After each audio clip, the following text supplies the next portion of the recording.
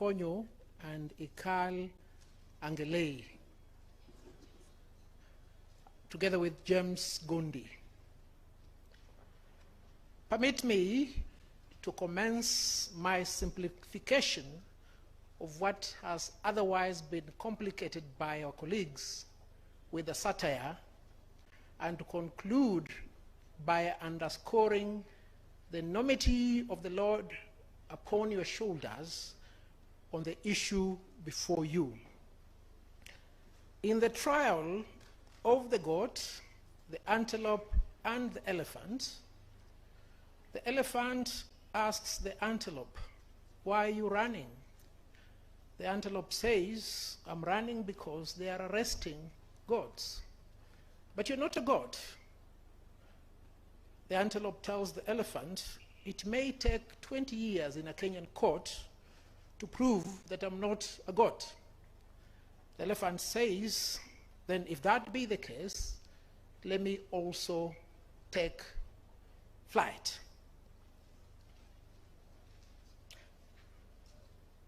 The question that I seek to answer is this: whether the basic structure doctrine is applicable in Kenya. If so, the extent of its application, whether the basic structure of the Constitution can only be altered, and I underline the word altered, through the primary constituent power, and what constitutes the primary constituent power. Let's start from the basics. The Constitution is the social contract that governs the relationship between the people and the governors. That dichotomy must, of essence, be clear in any constitutional democracy. The Constitution is susceptible to two things. One is alteration, and two is amendment. The definition of those two fundamental words is pivotal to the answer to this question. And I will start with the basic English definition before we go to the legal definition. Chambers' English Dictionary, which I've used for the last 25 years, defines alter as follows: to make different, to modify, to become different. It proceeds to define amendment as to free from fault or error, to correct, to improve, to alter in detail with a view to improvement. Perceive the presence of the word alter in the definition, to alter in detail. Here follows the legal definition of those two words. Black's Law Dictionary defines alter as follows: an act done to an instrument after its execution, whereby its meaning or language is changed. Amendment is defined thus: to make right, to correct, or rectify.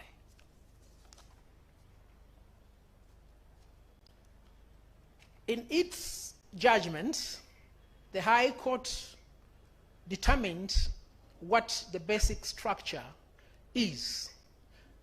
And it is said that the basic structure entails the essential features, the core of a constitution.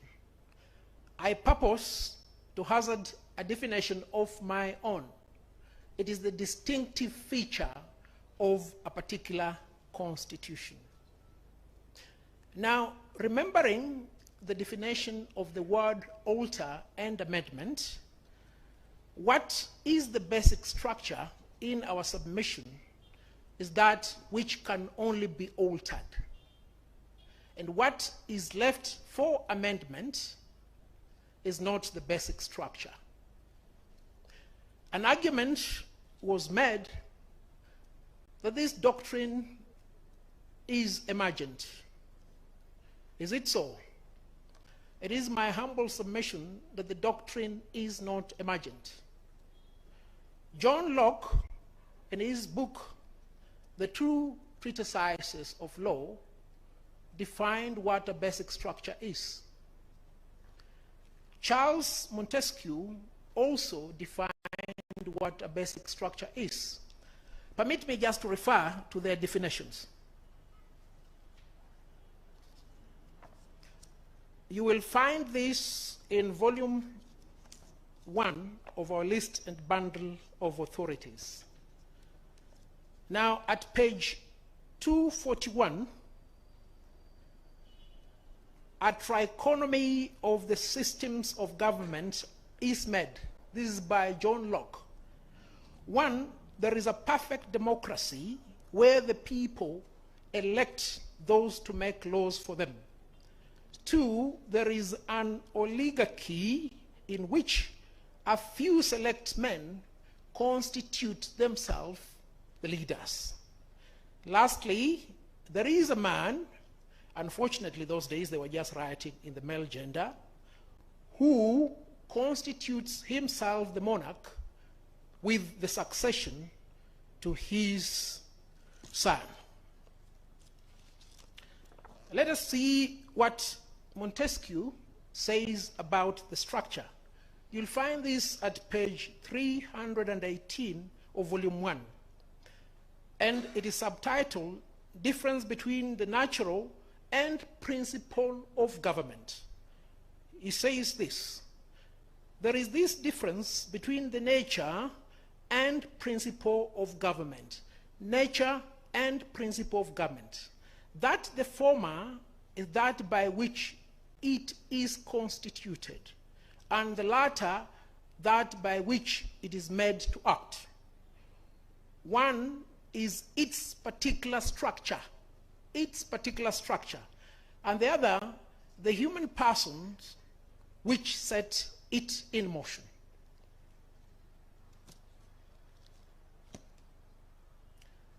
Still on altar and amendments, because these are the identifying two elements of the basic structure, can we have a look at the path that the Kenyan people have traveled since independence? We will start with the Independence Constitution. I will call it the 1963 Constitution. The marginal note to section 20 provided as follows: alteration of this order. If you were to look at section 71 of that particular 1963 Constitution, it says, Parliament may alter any of the provisions of this Constitution, save for section 156.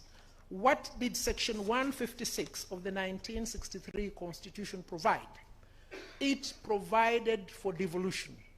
It provided for an advisory commission, and it also provided for finances to be allocated towards devolution. This was the entrenched clause in the 1963 Constitution. It could not be altered. Sorry, it could not be amended. It could only be altered.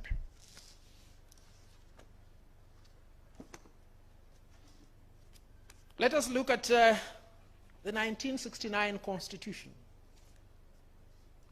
The mode of that change is found in section 47. Subject to this section, Parliament may alter this Constitution. And then subsection 5b, alteration is defined. References to the alteration of this Constitution are reference to the amendment, modification, or reenactment, with or without amendment or modification, of any provisions of this Constitution, the suspension or repeal.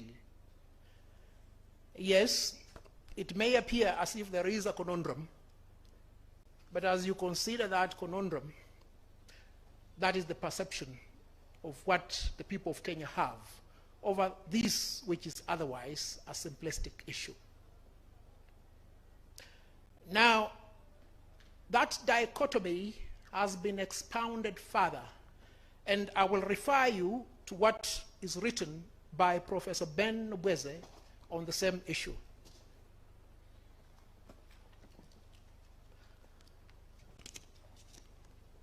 Ben Nobweze, writing on the topic Presidentialism in Commonwealth Africa, the chapter on presidentialism and constituent power, looks at the history of several African constitutions. He proceeds to examine, in particular, the Kenyan Constitution. And at page 527 of volume 2 of our list and bundle of authorities, he arrives at a conclusion demarcating the strict power of amendment and the repeal power. And he concludes, and if you permit me to read at page 527, this alternative method, that is amendment, that was used initially in Kenya appears to be legally unimpeachable, since the power to alter the constitution was rather widely defined to include amendment, modification, etc. Then he proceeds. However, applied to the independence constitution, it may be doubted whether the spirit of the amending power contemplated the destruction through the superimposition of a republican presidential form of the system of government instituted by the Constitution, namely monarchical parliamentary government. The so-called amendment, in fact, established a new constitution and, as such, should have been effected by the repeal of the existing independence constitution. If there was any clarity that was required in differentiating between those two, perhaps I may look at a recent work on this issue, and permit me to refer to the book by Professor Richard Albert, Constitutional Amendments, Making, Breaking, and Changing Constitutions. Richard Albert, again, creates the difference between amendment and dismemberment. If I may refer the court to page 76 all the way to page 78, and at page 79 thereafter, Richard Albert sets out 4 fundamental aspects of what is in actual fact a constitutional amendment. He says there are 4 fundamental features to a constitutional amendment, properly defined: its subject, authority, scope, and purpose.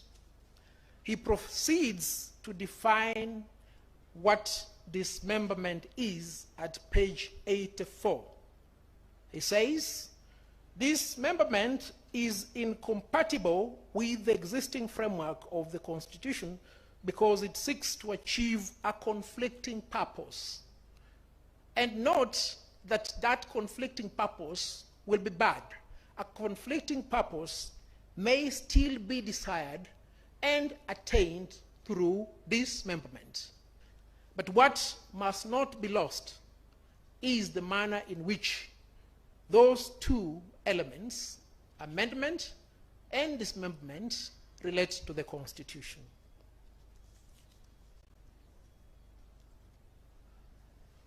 Is the basic structure doctrine applicable in Kenya? The answer is yes. You've seen it from the writings of Professor Nobweze in the book I've just referred you to. In fact,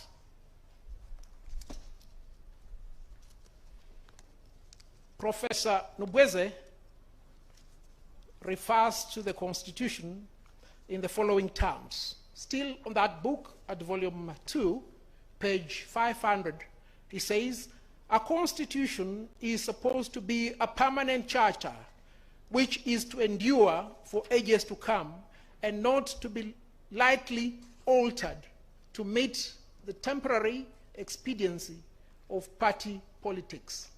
Temporary expediency of party politics.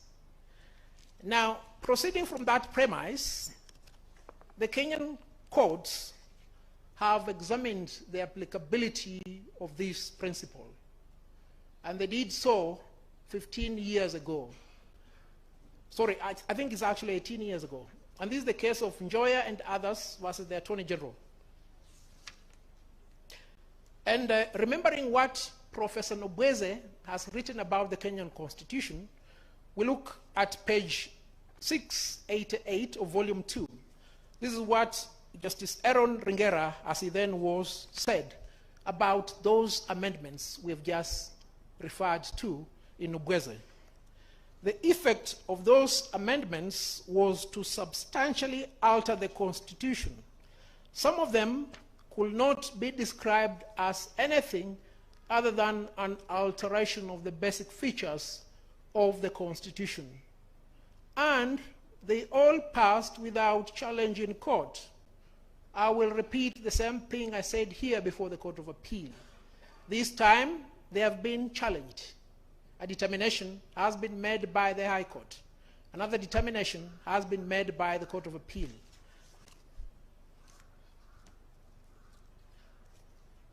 My lords and my lady, the Court of Appeal dealt with this issue in very elaborate terms. If you look at the decision of Justice Musinga, President of the Court of Appeal, he picked the essential features as the identifying character of the basic constitution. Justice Okwengu located the pillars as the basic structure. Justice Nambuye said it is the constitution itself and what it contains. Justice Kiage said, in his words, the basic structure reminds him of a house. Now, you're being asked to reverse the decision of the High Court, the decision of the High Court and of the Court of Appeal by extension. Permit me, before I close that issue, to underscore the jurisdiction of this court. The jurisdiction of this court is set out under Article 163 of the Constitution, and sub-Article 7 is expressed. It says, all courts other than the Supreme Court are bound by the decisions of the Superior Court. What does this mean? It means all those decisions can be put aside, but you, the Supreme Court, ought to make a decision. How then will you make a decision? 10 years ago, when I argued a case alongside retired Judge of the Court of Appeal, Richard Otieno Kwach, he told me a judge is first an advocate and second a judge. A judge is presumed to know the law. Assuming that you are to put aside all decisions that appear conflicting, then you must determine this issue first-hand based upon the law, because you're not a council of village elders. You're not the Sanhedrin to decide ecclesiastical matters. You are in the same position as the Supreme Court of Colombia. You should not be held siege, as was the case in 1985, when Pablo Escobar, whose attempts to become president of Colombia had failed, and he had been removed from parliament, decided to take on the court.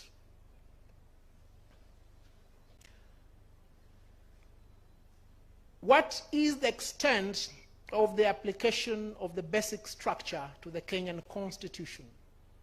Let us look at what the High Court and the Court of Appeal said. They located the basic structure in the chapters of the Constitution. They went with specificity to underscore the preamble, the republic, the executive, the judiciary, the commissions, amongst others. Let me just explain some of them. Let us look at the executive. What is the nature of the executive in Kenya?